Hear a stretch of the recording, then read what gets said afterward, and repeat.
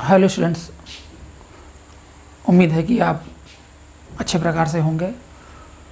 हिंदी के पठन पाठन में इसके पूर्व के भाग में हम लोगों ने व्याकरण के अंतर्गत अलंकार पढ़ा सीखा। अलंकार का जो पहला भाग था शब्द अलंकार, प्रथम भाग में हम आपने मिलकर के उसको देखा समझा।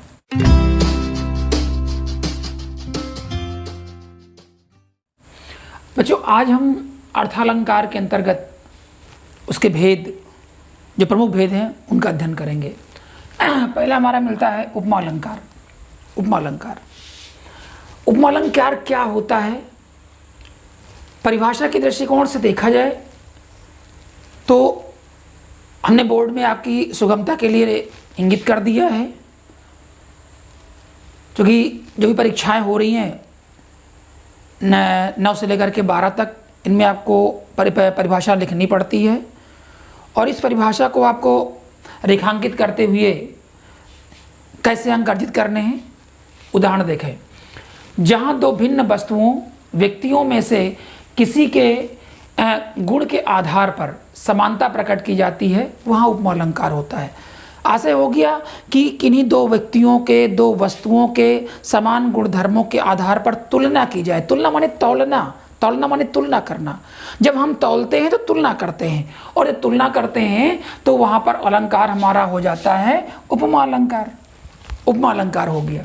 अब इसमें सम, सरिस, समान, ये तुलनात्मक शब्द लगे होते हैं। उदाहरण अगर हम देखेंगे तो जहाँ पर भी उपमा का उदाहरण में मिलेगा, वहाँ पर सम, सरिस, समान आदि तुलनात्मक शब्दों का प्रयोग होता है।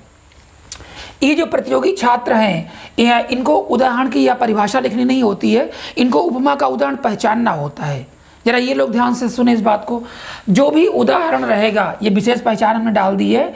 यहाँ पर उदाहरण में आपका योजक चिन्ह लगा रहेगा, छोटा सा। इसके पहले भी आप विराम चिन्हों में पढ़ चुके हैं। और योजक चिन्ह के पीछे, योजक चिन्ह के बाद सा, सी, से, जैसे आदि शब्द लगे होते हैं। अगर उदाहरण में आपके ये पहचानना है कि ये अमुक उदाहरण ये किस अलंकार का है, तो बच्चों यहाँ पर उदाहरण में देखेंगे योजक चिन्ह के पीछे सा, सी, से और या जैसे अगर आदि शब्द लगे हैं तो यहाँ पर आपका फिर उपमा अलंकार हो जाता है। आप बड़ी सुगमता से पहचान सकते हो। परिभाषा में सरिस, समान, ज्यों, जैसे इस तरह के अगर तुलनात्मक शब्दों का प्रयोग किया गया है तो निश्चित रूप से वहाँ पर भी उपमा अलंकार है। बच्चों, उपमा अलंकार के 4 अंग होते हैं। पहला हो गया हमारा उपमेय, जिसको हम प्रस्तुत भी बोलते हैं। उपमेय, उपमेय क्या होता है? हम जिसकी तुलना करते हैं, जिसकी तुलना करते हैं उसको हम उपमेय कहते हैं। उपमान क्या होता है? उपमान होता है जिससे तुलना करते हैं। जिससे तुलना करते हैं उसे हम अप्रस्तुत या उपमान कहते हैं। जिस गुणधर्म के आधार पर करते हैं उसे हम साधारण गुणधर्म कहते हैं।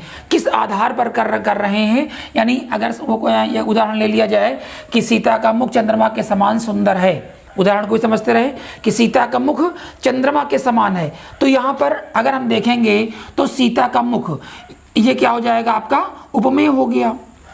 ये आपका हो गया उपमेय। उपमेय हो गया सीता का मुख, मुख हो गया। अब हम किससे तुलना कर रहे हैं? उपमान में देखें, जिससे तुलना करते हैं चंद्रमा के समान, चंद्रमा आपका हो गया उपमान। उपमान आपका हो गया चंद्रमा। तीसरा है साधारण धर्म।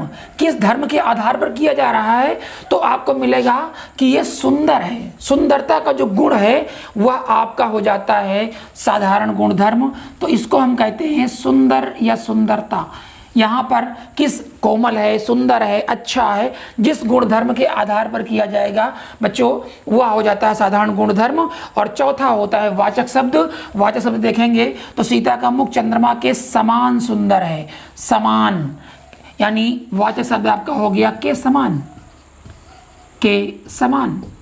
ये किस शब्द से किया जा रहा है? जिस शब्द से तुलना की जा रही है उसको हम क्या कहते हैं? वाचक शब्द कहते हैं। तो सीता का मुख चंद्रमा के समान सुंदर है, यहाँ पर हम देखेंगे तो बच्चों उपमा का यहाँ पर पूर्णोपमा यानी पूर्ण उपमा, पूर्णोपमा है, इसको हम क्या कहते हैं? पूर्णोपमा कहते हैं। जहां पर उपमा के चारों अंगों का उपमेय, उपमान, साधारण गुणधर्म और वाचक शब्द का प्रयोग होता है, उस उदाहरण को हम कहते हैं पूर्णोपमा अलंकार। दूसरा देखें, स्पष्टीकरण आपका हो गया, स्पष्टीकरण जरूर लिखें। हमने यहाँ पर भी आपको इंगित किया है और यहाँ पर भी लिख दिया है। तब तो बहता समय शिला सा जम जाएगा, तब तो बहता समय शिला सा जम जाएगा। भाई विशेष पहचान मैंने बताया था कि योजक चिन्ह के बाद अगर सा, सी, से लगे हैं तो वहाँ पर उपमा अलंकार होता है और वो उदाहरण आपके सम्मुख है। तीसरा उदाहरण है कि पीपर पात सरिस मंडोला। इसमें भी देखेंगे बच्चों तो उपमा के चारों अंगों का प्रयोग किया गया है। किसकी तुलना की जा रही है? पीपर पात सरिस मंडोला। मंडोला तो मन चंचल हुआ, मन किसके समान हुआ? पीपल के पत्ते के समान, तो आपका उपमेय हो गया, फिर उपमान हो गया। तीसरा हुआ कि साधारण गुणधर्म क्या है? डोलना, चंचलता। ये जो डोलना है या चंचलता है ये क्या हो गया? साधारण गुणधर्म हो गया। और आपका हो गया वाचक शब्द सरिस, सरिस आपका हो जाएगा वाचक शब्द। तो यहां पर भी पूर्णोपमा का प्रयोग किया गया है। बच्चों जिन उदाहरणों में उपमा के चारों अंगों में से किसी एक का विलोपन होता है या उपमा के चारों अंग नहीं होते हैं उसको हम कहते हैं लुप्तोपमा, लुप्तोपमा। और तीसरा होता है मालोपमा, मालोपमा। ये उपमा के आपके 3 प्रकार के भेद होते हैं, पूर्णोपमा, लुप्तोपमा और मालोपमा। इस प्रकार से इसको देखेंगे और पुनः समझने का प्रयास करेंगे। जो उपमा के पश्चात रूपक अलंकार देखते हैं। अर्थ अलंकार का दूसरा ही बड़ा महत्वपूर्ण अलंकार है रूपक अलंकार, और परीक्षाओं की दृष्टि से भी बड़ा महत्वपूर्ण है। जहां उपमेय में उपमान का भेद रहित आरोप होता है वहां रूपक अलंकार होता है। बड़ी सरल सी परिभाषा दी गई है कि जहां उपमेय और उपमान में अभेद आरोप हो, अर्थात उपमेय को ही उपमान मान लिया जाए, दोनों में अभेद आरोप होना चाहिए, यानी एक ही रूप में उपमेय और उपमान दोनों एक ही जगह पर हो जाते हैं तो वहां पर हमारा रूपक अलंकार होता है। बच्चों बड़ा सरल सा सीधा सा अर्थ है कि जब हम इसका अर्थ करते हैं तो वहां पर रूपी शब्द का प्रयोग अधिकतर होता है, रूपी शब्द का प्रयोग होगा। जब भी आप अर्थ करोगे तो इसमें रूपी शब्द का प्रयोग आपसे निकलेगा।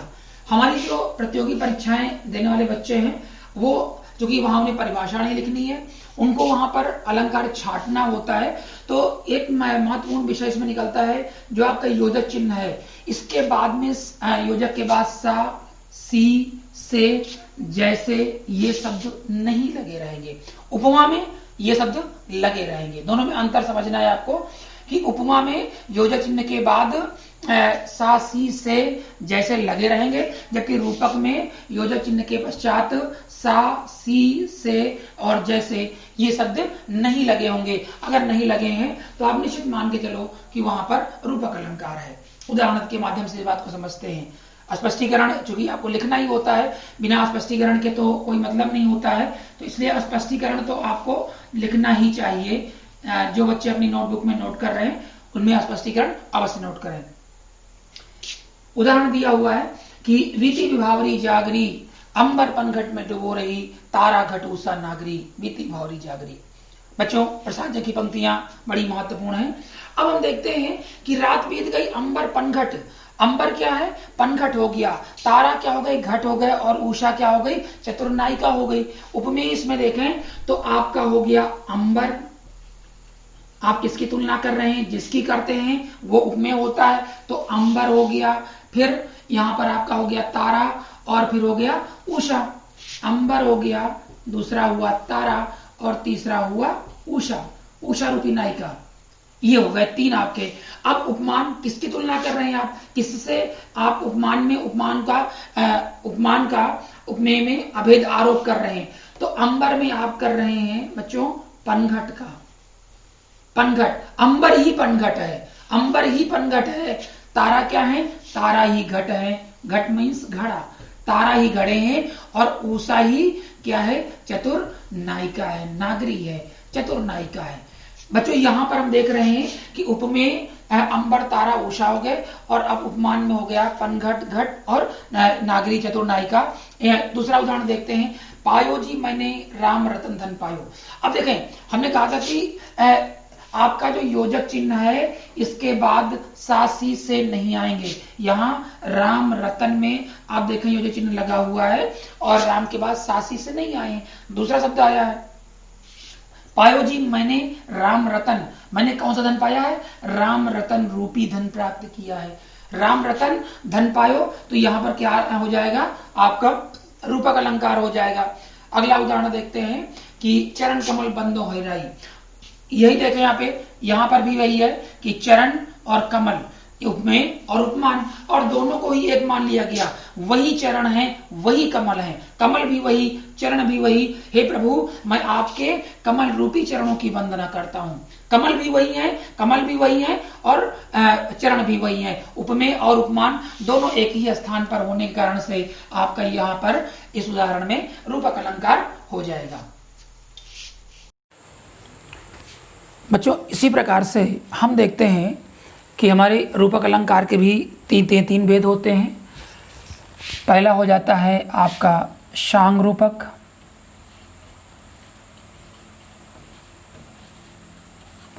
आपने देखा पहला हो गया शांग रूपक, दूसरा हो गया निरंग रूपक, निरंग रूपक, और तीसरा हो गया परम्परित रूपक, परम्परित रूपक। ये आपके रूपक के तीन भेद थे। आइए, इसके पहले आपने पढ़ा था कि हमारे उपमा के तीन भेद थे, फिर आपके रूपक के तीन भेद हो गए। आगे देखते हैं उत्प्रेक्षा अलंकार। उत्प्रेक्षा का शाब्दिक अर्थ ही होता है कल्पना। क्या होता है? कल्पना। जहां हम कल्पना करते हैं या वहां संभावना होती है, वहां पर हमारा उत्प्रेक्षा अलंकार होता है। परिभाषा की ओर दृष्टि डालें। जहां उपमेय में उपमान की संभावना या कल्पना की जाती है, जहां उपमेय में उपमान की, इसके पहले आप उपमेय उपमान पढ़ चुके हैं, जिसकी तुलना की जा रही है, उपमेय जिससे की जा रही है उपमान। तो जहां पर उपमेय में उपमान की संभावना या कल्पना की जाती है बच्चों, वहां पर उत्प्रेक्षा अलंकार होता है। अब विशेष पहचान के रूप में जो हमारे छात्र हैं यहाँ पे इस बात को ध्यान रखें कि चाहे वो प्रतियोगी छात्र हों या जो जिन्हें एग्जाम में लिखना है, इसमें जन जानो जानहु, जन जानो जानहु, मन मानो मानहु, ये वाचक शब्द लगे होते हैं। किसी भी उदाहरण में अगर आप पढ़ते हैं और वहाँ पर जन जानो जानहु या मन मानो मानहु का प्रयोग है, तो आप स्वतः समझ लेंगे कि यहाँ पर आपका उत्प्रेक्षा अलंकार है। बड़ी सरल सी बात है। आपको अगर छांटना है, एग्जाम में लिखना है, तब भी आप कर सकते हैं, और लिखने में, याद करने में तो भी रहेगा। उदाहरण के माध्यम से समझते हैं।